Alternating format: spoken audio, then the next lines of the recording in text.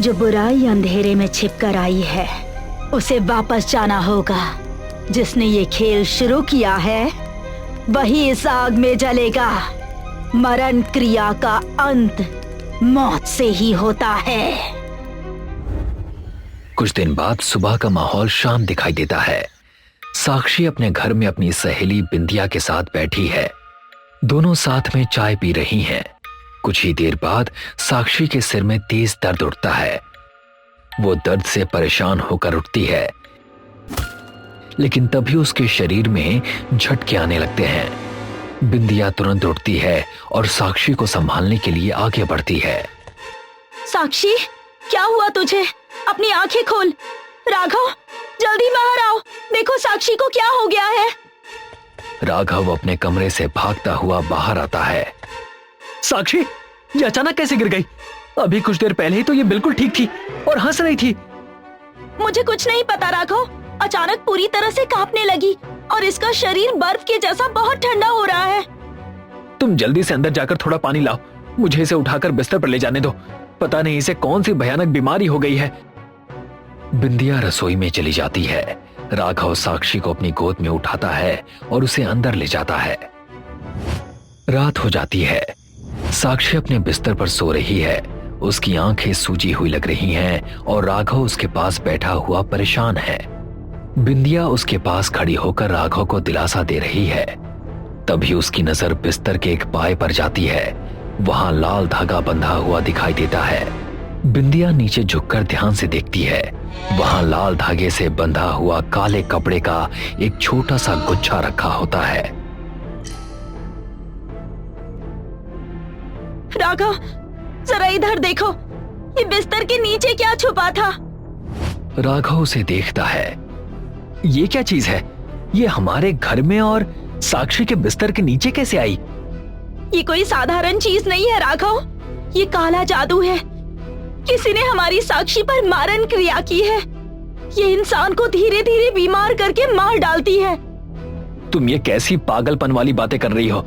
मैं इन पुरानी और झूठी बातों पर बिल्कुल भी विश्वास नहीं करता। मैं कल सुबह शहर से एक बड़े डॉक्टर को बुलाकर लाऊंगा। तुम मेरी बात को समझने की कोशिश करो राघव। डॉक्टर इस बीमारी को कभी नहीं समझ पाएगा। पूरे गांव में सिर्फ एक ही औरत है जो ये सब काम करती है, नर्मदा। उसी ने साक्षी पर यह खतरनाक जादू किया है। राघव उठता है और कमरे से बाहर चला जाता है। बिंदिया उसे देखकर परेशान हो जाती है। अगले दिन नर्मदा अपनी झोपड़ी से बाहर आती है। उसके हाथ में एक छोटी सी पोटली होती है। वो दरवाजे के पास बैठ जाती है। नर्मदा पोटली खोलकर उसमें से कुछ जड़ें और सूखे नींबू निकालती है। वो उन्हें सिलबट्टे पर रखकर पीसने लगती है। उसी समय बिंदिया एक पेड़ के पीछे छिपकर उसे देख रही होती है। नर्मदा अचानक रुक जाती है, लेकिन पीछे मुड़कर नहीं देखती। अपनी शक्ति से उसे बिंदिया की मौजूदगी का एहसास हो जाता है। छिपने से कोई फायदा नहीं है। जो सच है वो एक दिन सबके सामने जरूर आएगा। पाप की जड़ें बहुत गहरी होती हैं, पर आग उन्हें भी जला देती है। बिंदिया उसके पास आती है और सीधे उससे कहती है, जो तुम कर रही हो वो ठीक नहीं है। तुम हमारे रास्ते में मत आओ। इसके बाद बिंदिया वहां से चली जाती है। नर्मदा चुपचाप बैठी रहती है और फिर अपना काम जारी रखती है। रात को साक्षी जाग रही है। उसका चेहरा अब और भी फीका लग रहा है। उसकी आंखें अजीब तरह से खुली हुई हैं। वो दीवार की तरफ देखते हुए कुछ अजीब बातें बड़बड़ा रही है। राघव परेशान है और चिढ़ा हुआ भी लग रहा है। बिंदिया साक्षी के पास बैठी है। डॉक्टर ने कहा है कि ये कोई दिमागी बुखार है। उसने कुछ दवाइयां दी हैं। तुम ये ताबीज और धागे यहां से हटा दो। मेरी पत्नी को आराम की जरूरत है, इन डरावने नाटकों की नहीं। तुम अंधे हो गए हो राघव। क्या तुम देख नहीं पा रहे हो कि साक्षी की हालत कितनी खराब हो गई है? वो कुछ भी खा नहीं रही है। दवाइयां उस पर कोई काम नहीं कर रही है। ये मारण क्रिया का सीधा असर है। तो मैं क्या करूं? क्या मैं उस पागल बुढ़िया नर्मदा के पास जाकर भीख मांगूं? हाँ, अगर तुम अपनी पत्नी की जान बचाना चाहते हो तो तुम्हें उसके पास जाना ही होगा। उसे डराओ, उसे धमकाओ और उससे कहो कि वो अपना ये जादू तुरंत वापस ले ले। तभी साक्षी कुछ अजीब सा बड़बड़ाती है। बहुत आग है, कोई मुझे खींच रहा है, मुझे बचा लो, वो मुझे अंधेरे में ले जा रही है। राघव डर के साथ साक्षी की तरफ देखता है। आखिरकार वो बिंदिया की सलाह मानकर नर्मदा से मिलने का फैसला करता है। गांव के बाहरी हिस्से में नर्मदा उसी जगह बैठी है जहां उसने पहले मारण क्रिया की थी। उसके पास एक मटका रखा है जिसमें गर्म अंगारे भरे हुए हैं।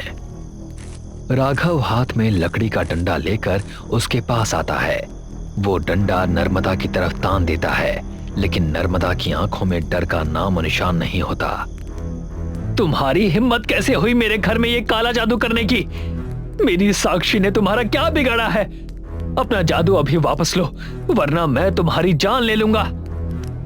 तुम बहुत ही मूर्ख हो राघव। तुम उस दिशा में देख रहे हो जहां कोई परछाई भी नहीं है। तुम्हारी पत्नी पर मारण क्रिया जरूर हुई है, लेकिन वो मैंने नहीं की है। झूठ मत बोलो। बिंदिया ने तुम्हें खुद काले जादू का सामान बनाते हुए अपनी आंखों से देखा है। तुम ही ये सब काम करती हो। बिंदिया ने वही देखा जो वो देखना चाहती थी। जहर तुम्हारे घर के बाहर नहीं, तुम्हारे घर के बिल्कुल अंदर है। जो तुम्हारे सबसे करीब है वही तुम्हारी पत्नी की मौत का इंतजार कर रही है। मैं तो उस काले जादू को काटने की कोशिश कर रही हूँ। घर जाओ और अपनी आंखें खोल कर देखो। राघव धीरे धीरे अपना डंडा नीचे कर लेता है। वो उलझन और डर में वहीं खड़ा रह जाता है। नर्मदा उठती है और धीरे धीरे अंधेरी रात में आगे चली जाती है। राघव वहां अकेला रह जाता है। दूसरी तरफ साक्षी का कमरा पूरी तरह अंधेरे में डूबा हुआ है। तभी कोई एक दिया जलाता है। वो कोई और नहीं बल्कि खुद बिंदिया होती है। वो एक छोटी सी डिबिया निकालती है। उसके अंदर सिंदूर रखा होता है। बिंदिया उस सिंदूर को एक नींबू पर लगा देती है। उसके चेहरे पर एक डरावनी मुस्कान फैल जाती है। फिर वो नींबू को नीचे रखती है, साक्षी के बालों का एक गुच्छा एक कील में बांधती है और उस कील को नींबू में घोंप देती है। ये सब करने के बाद वो सोती हुई साक्षी की तरफ देखने लगती है।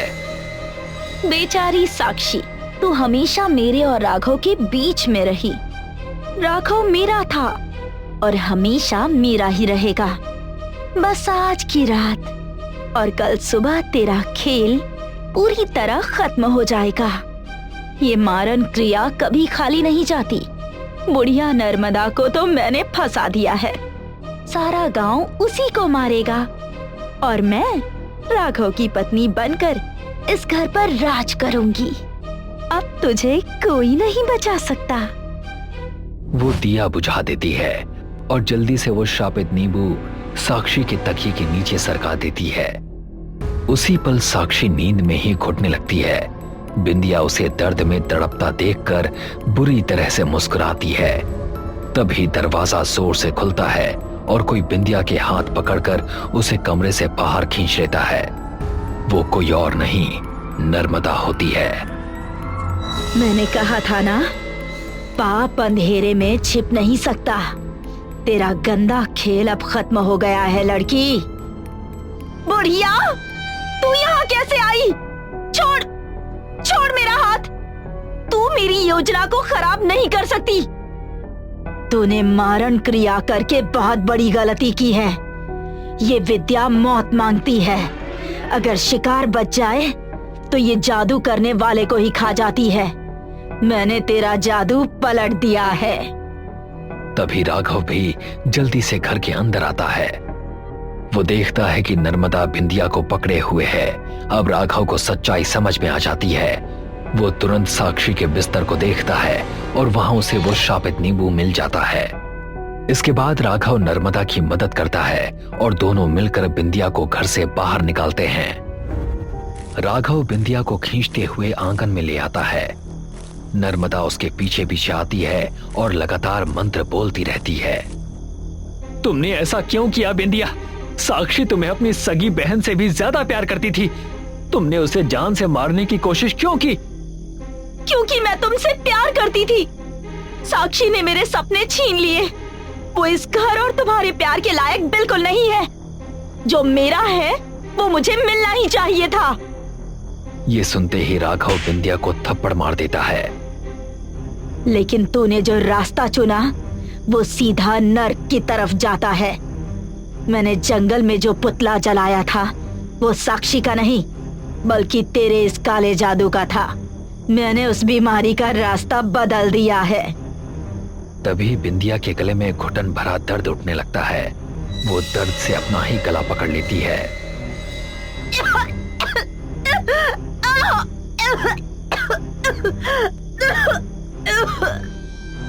वो घुटने के बल गिर जाती है, अपना पेट पकड़ लेती है और उसके मुंह से खून निकलने लगता है। वो डर से भरी बड़ी बड़ी आंखों से नर्मदा की तरफ देखती है। मुझे बचा लो राघव, मुझे माफ कर दो। अब तुझे कोई नहीं बचा सकता।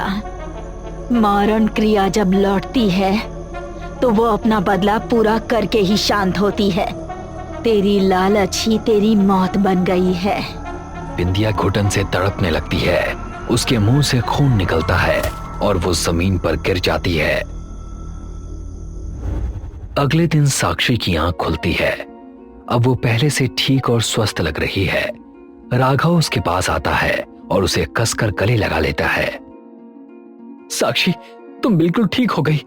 मुझे तो लगा था कि मैं तुम्हें हमेशा के लिए खो दूंगा। मैं बिल्कुल ठीक महसूस कर रही हूँ राघव, लेकिन बिंदिया कहाँ है? वो रात भर मेरे साथ थी। वो कैसी है? राघव की मुस्कान गायब हो जाती है। वो समझ नहीं पाता कि वो अपनी पत्नी को उसकी सबसे अच्छी सहेली की काली सच्चाई कैसे बताए। गांव के दूसरे छोर पर एक अजीब सी दिखने वाली औरत जलती हुई आग के सामने बैठी है और कुछ मंत्र जैसे शब्द बोल रही है। उसके सामने दो तस्वीरें रखी हैं, एक राघव की है और दूसरी नर्मदा की। खेल अभी खत्म नहीं हुआ है। मैं वापस आऊंगी।